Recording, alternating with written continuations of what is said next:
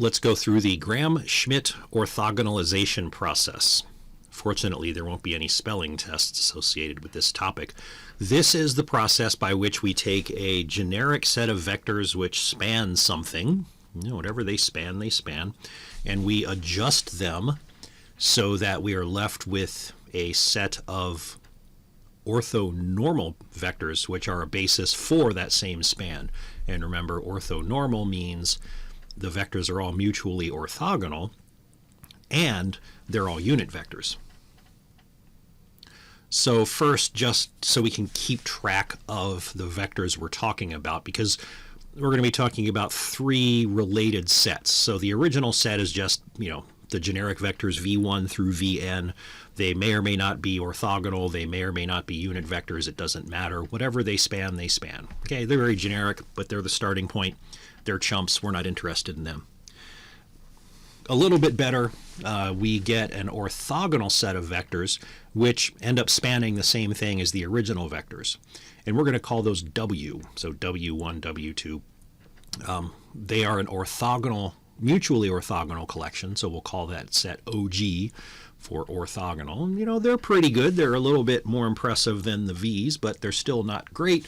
The best ones are the orthonormal set, which span the same thing as the V's.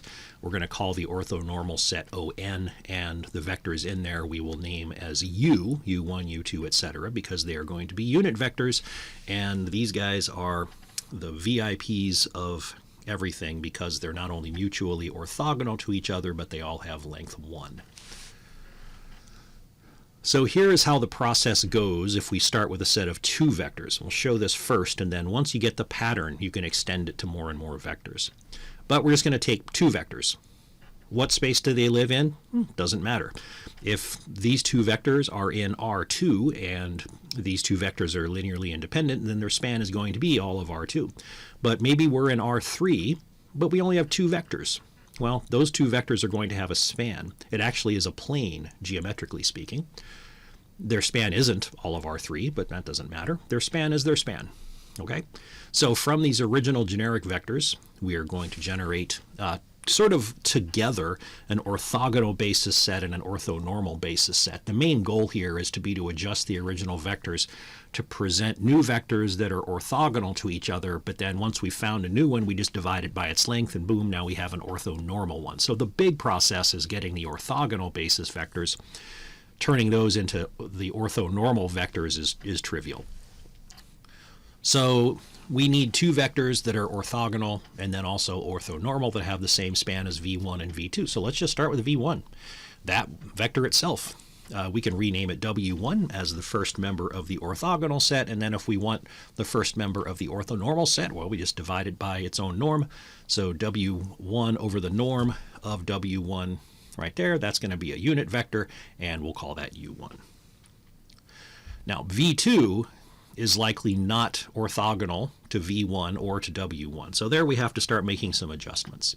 This is how it works. This structure right here is the one that's just going to keep getting extended as we introduce more vectors.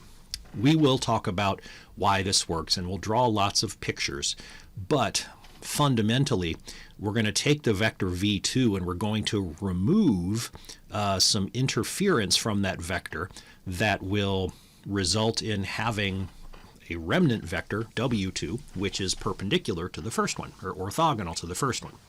This is essentially taking away the component information out of v2 that's parallel to v1, and so the remaining portion that we have left that we're calling w2 is what's perpendicular or orthogonal to v1. Again, we'll see pictures later. For now, you can just treat this as an engine. You can see that we need to calculate an inner product. Then we're going to take that scalar, do a scalar multiple of the first vector that we found, and subtract that from v2.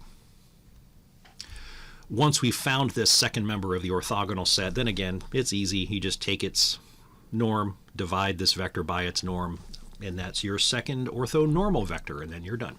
So here's an example with some actual vectors. So we are in R3, 3-dimensional space.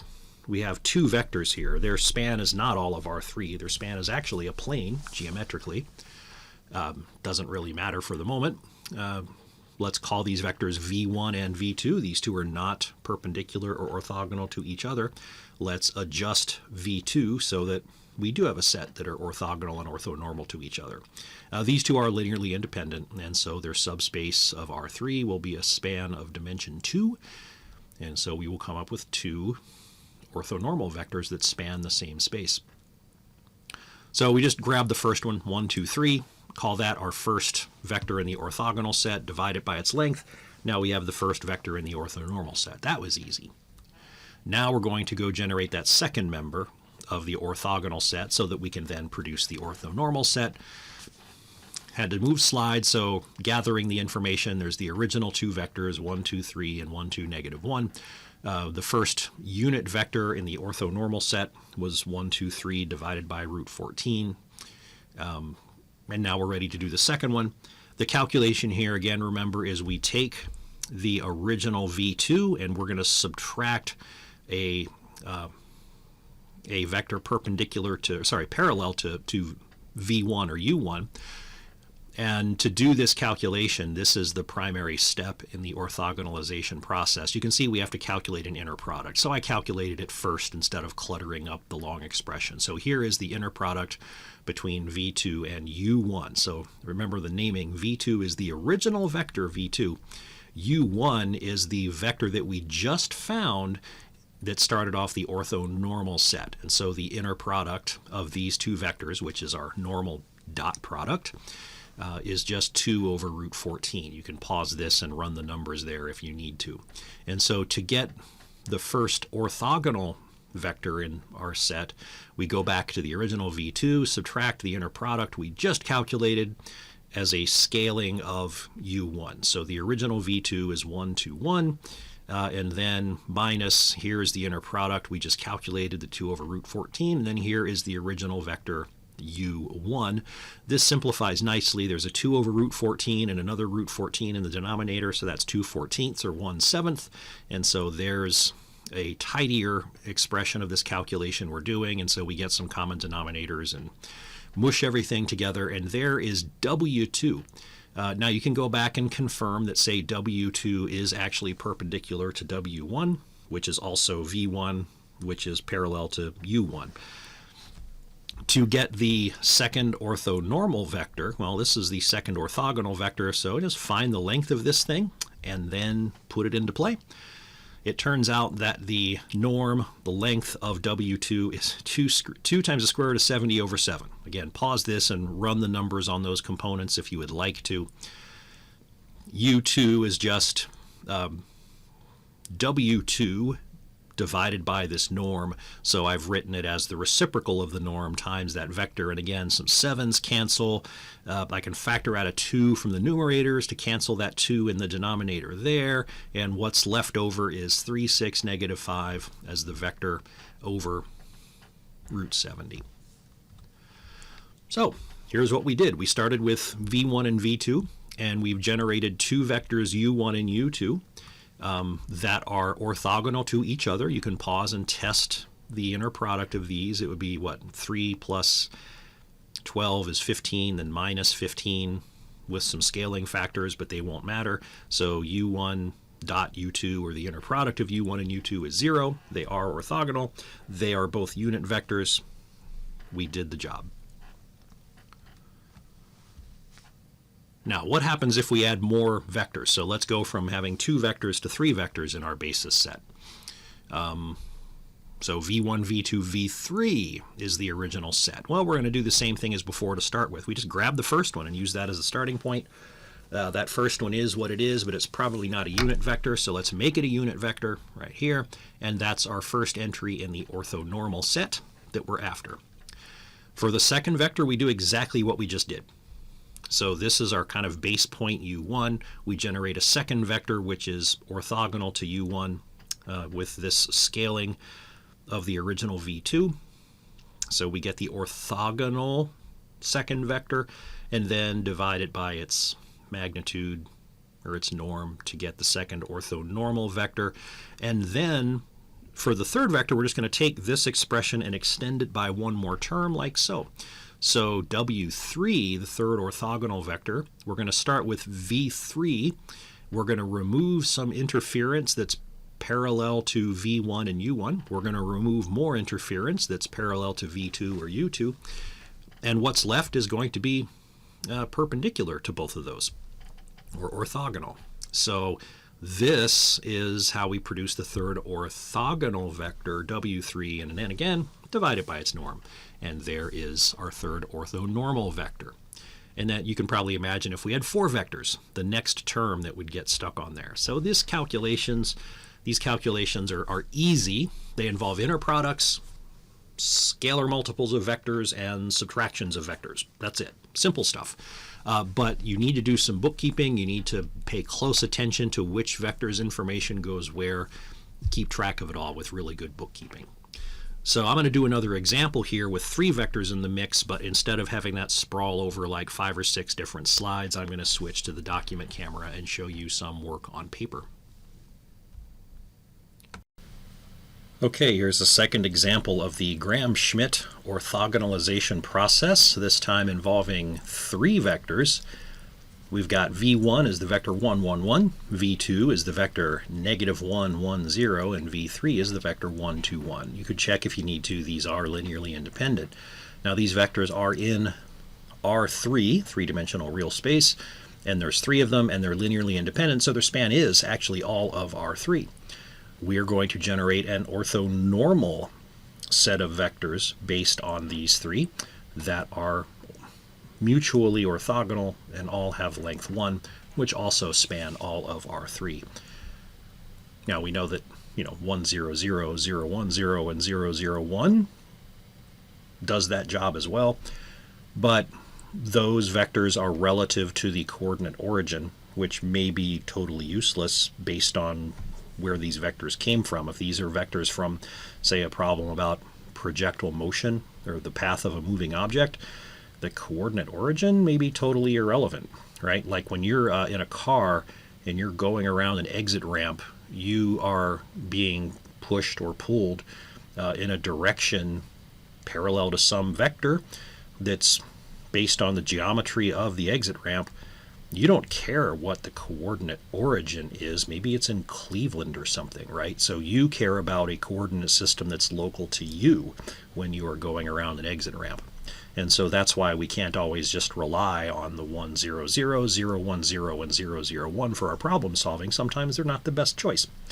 So V1, V2, V3, not mutually orthogonal. You can try some dot products if you want. They're not all mutually orthogonal. A couple of them are already, that's fine, but not all 3. So let's start going through the motions here. So to generate our orthogonal and then also our orthonormal set, we just start with the first vector. We say, hey, you're already good, so we'll call you the first entry in the orthogonal set, and then the length of that is root 3, so we take that vector divided by root 3, and there we have our first entry in our orthonormal set, and we call that U1. Remember, V is the originals, W is the intermediate orthogonal set of vectors, and the U's are the good ones, the entries in the orthonormal set. For the second vector, we do exactly what we did in the last example on the slides. For W2, we take V2 and we subtract out some interference from that vector, which is parallel to V1 or also U1, and that leaves only component information which is perpendicular to V1. And so we need this inner product of V2 and U1, so I've done it here. So V2 is negative 1, 1, 0, and the dot product of that with the newly discovered U1 goes there, and it turns out, hey, those are already orthogonal to each other, so that's fine. That just means that W is going to end up being equal to V2 itself.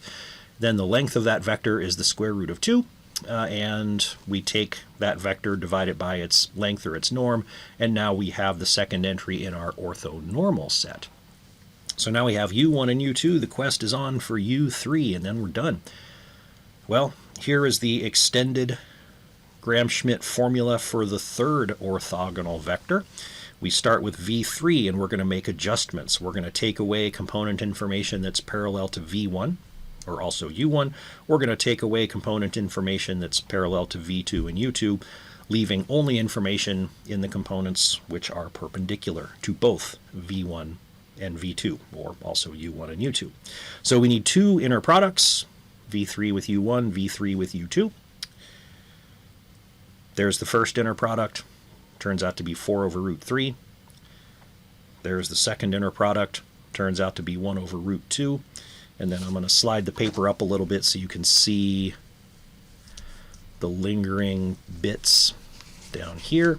I'm going to crumple the top so I can roll it up a little bit. I set the magnification on my document camera here, so I couldn't quite get the whole page in there. But there you go. Here's W3, which is V3 minus that first dot product of V3 with U1 times U1, and then minus that first dot product of V3 with U2 times U2. Sorry for the mess there. That is a negative 1, 1, 0. Pause this at any time to go back and cross-reference against V1, V2, V3 for all the spots that we're filling in. Clean it up a bit. Final result is the vector 1/6, 1/6, negative 1/3. And remember, that is W3, which is the first vector in the orthogonal set. So if you're looking at this and say, wait, that's not a unit vector, you're correct. It's not a unit vector. However, it is orthogonal to the other two, and now our job is to make it a unit vector. And so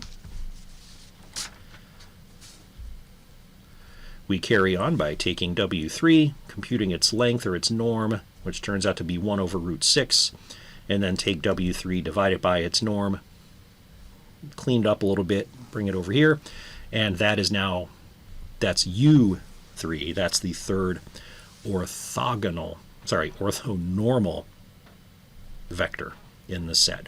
And so when it's all said and done, we've created an orthogonal set of vectors, W1, W2, and W3. These are all mutually orthogonal, great, but they aren't unit vectors. Here are their counterparts, which are all mutually orthogonal. There's a check down below that all of the inner products or dot products are 0. U1 with U2, U1 with U3, and U2 with U3, all those are 0, and each one of these is a unit vector, and that's the good stuff.